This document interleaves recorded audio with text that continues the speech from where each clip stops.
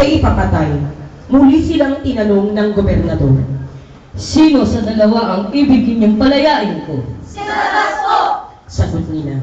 Sinabi sa kanila ni Pilato, Kung gayon, ano ang gagawin ko kay Jesus na tinatawag na Kristo?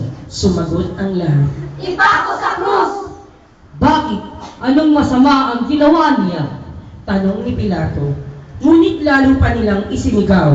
Ipako sa krus! Nang makita ni Pilato na wala siyang magagawa at malapang pang magkagulo ang mga tao, nagpakuha siya ng tubig at naghugas ng kamay sa harapan ng mga tao. Wala akong pananagutan sa kamatayan ng taong ito. Bahala kayo! Sabi ni Pilato. Sumagot ang mga tao. Pinalalabanan namin ang mga anak ang pagkamatay niya. At pinalayan niya si Barabas.